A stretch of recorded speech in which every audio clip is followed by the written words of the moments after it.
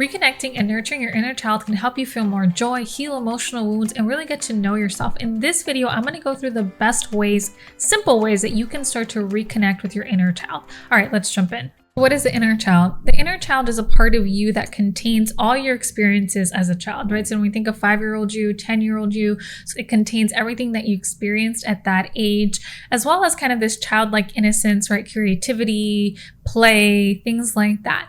So when we think about why it's important to reconnect to that part of ourselves, it could be different reasons. On one end, sometimes things that happened in our childhood, our inner child or inner child has reactions that are still impacting us negatively or that we haven't been able to move through.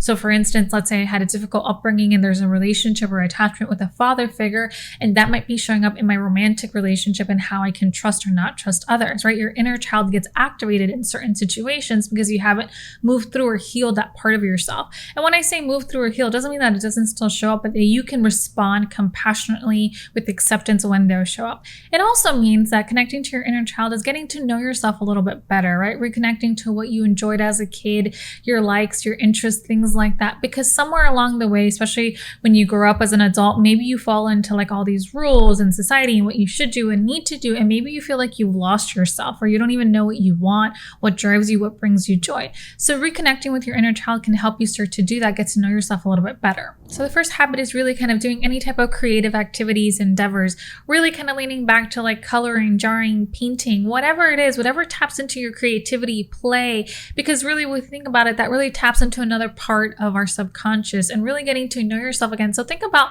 when you were little, what are the things that you enjoyed to do, and really just allow yourself, your creativity to just go. You can do very structured activities. So sometimes I'll have very structured art prompts for people if that's really helpful, if kind of just doing a free exercise feels really hard.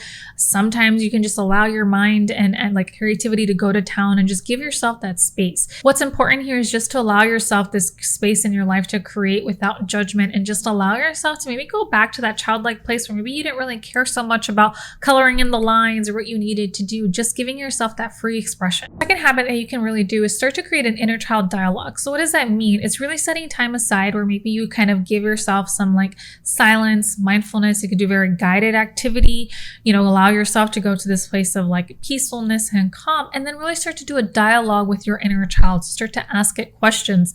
What did you like? What were you scared of, right? What were your dreams and hopes? And just write down whatever shows up, right? So journal whatever comes up when you're in that space. Another form of this is you can actually write to your inner child, right? So you can write letters to your inner child, right? Adult version of you to a younger version of you, or vice versa, a younger version of you to adult you. So you can really kind of do whatever works for you, whether it is just more of like free jotting, this journaling activity, or doing very structured letters to really get to know yourself again. Important with this, it's not really getting stuck in what you need to respond. This might be really hard if you struggle with either mindfulness activities or needing to get it right. So if that's the case, then I'd encourage you to do very structured prompts, right? So have questions, look them up. And if that's something you're wanting, just comment below like journal prompts and I can put something together for you guys, right? Journal prompts. Put that in the comments below. So let me know that would be helpful for you. But either way, something that you can start to do just to kind of clear out the noise and allow yourself just to write whatever you want down. Like let go of perfectionism when you need to be right, or to write something that you like is like mind blowing. Just allow your mind to just jot whatever comes up. Third one is one of my favorite play dates with yourself. So this is really where you allow yourself to just like set up a play date or things that you used to do for fun. So what were things that when you were a kid really sparked joy? So for me, I'm like such a book nerd that when I was little, I loved, right, the book fairs.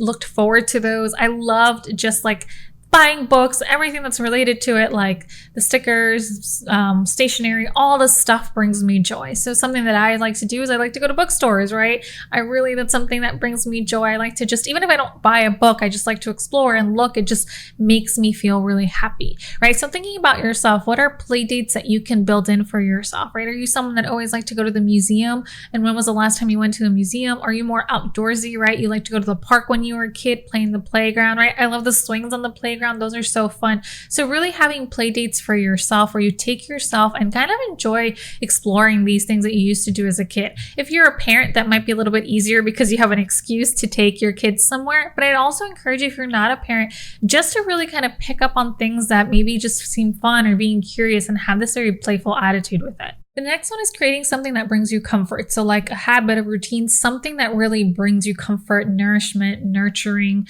right? So that can really be like having a routine where you like set aside time to read in a cozy blanket with your hot tea or hot cocoa and just read something for fun, right? Or maybe for you, it's like allowing yourself to like put on some music and start dancing, right? So just thinking of a ritual that's really going to bring you comfort, right? That really just makes your nervous system go down, whatever that means or looks like for you. Give me a thumbs up now if you're going to try one of these rituals or a different ritual that really is going to help you reconnect with your inner child. Give me a thumbs up to let me know that you're going to really commit to that. The one thing that I really want you to embody with any of these activities is having like an attitude of openness, playfulness, curiosity, just really engage in whatever shows up, and clearly noting, especially if you dealt with some really difficult experiences as a child, especially if you're doing that journaling activity, making room for the fact that difficult things might show up. So also being prepared for how you're going to move through if, as you're kind of getting to know your inner child, you actually tap into some fears or trauma memories or things like that. What do you need to do or put in place in order to make sure that you can move through that?